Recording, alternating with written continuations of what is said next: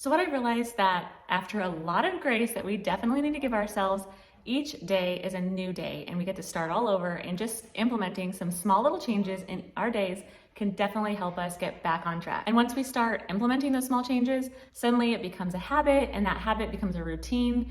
And suddenly we're not having to think through everything and make millions of decisions every day. We're able to just have all of these good routines in our lives that help us to be more productive. Stick around and I will give you guys my top tips to staying productive with a busy household. Okay, so tip number 1 is starting the night before. This one's really important because this helps us to prepare for the next day. Now, of course, I'd love a nice clean house. I get all the dishes done, the sink is nice and clean. I get to go into my room and I take a nice hot bath with a mask and everything's wonderful, and sit down and relax. But let's be real, that is not my every night. And mamas, if that is your nighttime routine, then you got it going on.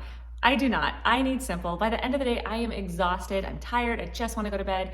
And I want to be able to get all of those things that are on my mind that are keeping me awake, trying to remember, off of my mind. So one of my big tips for you is to get a list going right by your bed. Or what I usually do is I use my reminders on my phone, or if you have notes on your phone or something, just have a place where you can just jot down everything, just a total brain dump right before bed of everything you need to remember. The reason why I really like using my reminders is because I can set dates and times and a reminder to go off. Usually when I go to bed, I will get in bed, I'll get out my phone, I'll look through all the things that I need to do tomorrow, and then if there's anything else still on my mind, I'll go ahead and jot that down on there. And then we'll either read or maybe watch a show right before bed. So that gives me a good hour so that anything that pops up that I need to throw onto my list to remember for the next day, I can go ahead and write that down. That has been super helpful. It prepares me for my next day. It also helps me to get all of that stuff off of my mind so I can have a good night's sleep. Tip number 2 is to use a planner. I definitely need to use a planner. I have 6 kids. I have so much going on. We've got sports and school stuff, church stuff, all the things. I need to make sure that I have somewhere where everything is so that I can keep track of what everybody's got going on. And sometimes it can be hard just relying on your calendar. So I recommend having a planner, a place where everything can be. I used to use a bullet journal. I loved bullet journaling, but the problem with that is it took a lot of time, and I'm not quite as much of the artist as I wish I could have been. I wanted to learn calligraphy and things. It didn't happen. I was busy. So I ended up going ahead and turning to a digital planner on my iPad, which I absolutely loved for the longest time. And then I found Notion, and Notion is a website. This is not sponsored at all. I just came across it and realized everything. It could be my hub for everything. I absolutely love it. It's quite intense to learn. I feel like it's got a pretty big learning curve. So once I completely figure out, the ins and outs and get a dashboard that I really like and something that's working and make sure it's flowing well, I'll definitely share that with you guys. If you guys want me to share that with you, put it in the comments below if you'd like to see kind of how I set up my Notion dashboard. But basically you can put anything you want on that dashboard for reminders. I have my schedule, I have the weather, I have everything for my meals and meal planning. I have a task list, to-do list, my goals, my workout goals. I have a place for just websites that I need to remember. I have things going on for my business, things that I have going on for school. I help out a lot at my kids' school. And so it's nice to have just a place where I can, at a click of a button, it can take me to a link or a place or a page that has everything that I need to remember and know right there. And then it's actually really easy to share things from it as well. So that has been a total lifesaver. Whatever you need to do, if you like the happy planners, I've done that before as well. Just have a place where you can put everything, your schedule, what's going on with your kids, keep important papers, all of that kind of stuff. I really love being able to have a digital planner because I could also get rid of all of the papers that I have. So if I get something from school, I'll take a picture of it and then I'll save it on my phone. And then when I go to my computer, I'll just put it right into an area of my Notion. If it's a school paper, I'll put it with my school stuff. My kids' supply list, I had that right underneath each kid. There's tabs. It's amazing. It is all your stuff, and you can add and take away things from it. So if I needed to jot down a few more things or change my meal plan or anything like that, I can do it from my phone. I can do it from my iPad or my computer at any time. And anytime I need to pull up my meals to remember what we're having for dinner, it's right there too. I just need to do a tutorial on it when I figure it all out and everything, because it really has made a huge difference in my life. Tip number 3 is to do 1 load of laundry a day. Find a time in your day, wherever it is, that you can do at least 1 load of laundry complete. That means washing it, drying it, folding it, and putting it away, which sadly is a really hard task. But my kind of plan is I actually have a washer that will let me program it. So the night before, I'll throw a load in and I'll program it so that it washes a couple of hours before I'm gonna wake up in the morning. That way, that whole load is already washed. I can just throw it right into the dryer. it'll be dried, and then when I have time, I can fold it.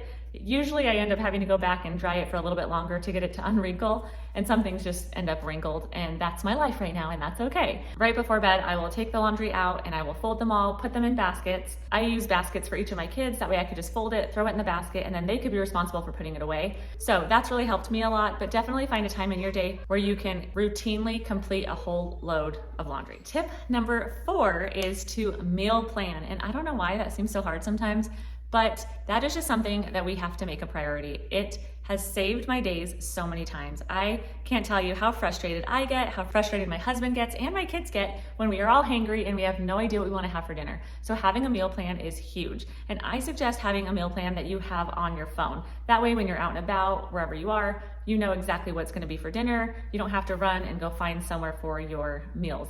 I do have a place to put what we're gonna have for dinner and everything so that my family can see that.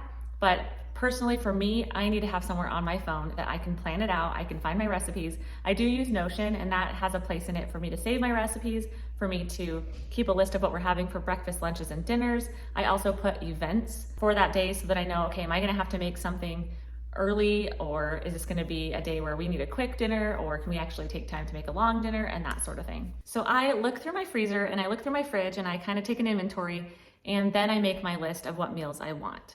Now, I try to stick to about 3 meals that I know I need to take meat out for. That way, if I do go off of my list of meals that I have for each night, at least I have meat out for whenever I can make them. I like to kind of stick to themes. So, you know, Monday could be Meatless Monday. One night a week we'll do grilling. One night a week we'll do tacos or burritos. So if you could find some themes so that the less you have to think about, the better.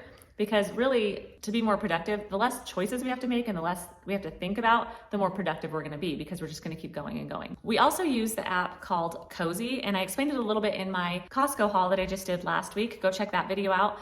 But I use Cozy, my kids and my husband use Cozy, so that anything that we need or run out of that needs to go on the grocery list, they can just throw it on there. And then when I am making my list for the grocery store, I know, okay, here's what I needed for all my meal planning, and here's what everybody else needed that they ran out of. Another thing that's been really helpful too is that I was using emails. It kind of takes the decision making out of having to figure out what's gonna be for dinner. And none of this is sponsored, but emails is basically an app you can get. You pay for a subscription and they give you ideas each week of meals you can make. And that was really helpful to me because I didn't have to go looking on Pinterest or look somewhere else and just try to find ideas. It was like, hey, here's a whole meal plan for the week. So if this is what you want to go off of, go for it. Their meals are pretty good. But what I love about it is if you pick a recipe, you can add it to your shopping cart and you can either send it to Amazon Fresh, Kroger, ours is Fry's, but basically it's Kroger, Instacart, Walmart Plus, or just Walmart. You could do any of the pickup places, any of the delivery places, and you'll know exactly what ingredients you need, what recipes you're gonna do, and it takes all the decision making out of that. So that was really nice as well. It also has drinks you can make. I thought that was pretty nice too. I'll make sure to leave links in the description box of the things that I'm mentioning, just so that you know where it is and what it is. So whichever way works best for you, definitely find a way to meal plan. Which brings me to tip number 5. Tip number 5 is to meal prep. Now sometimes meal prepping can feel a little bit overwhelming. It's a lot to do in a short amount of time, especially if you're like me and you want to have your Sundays to rest.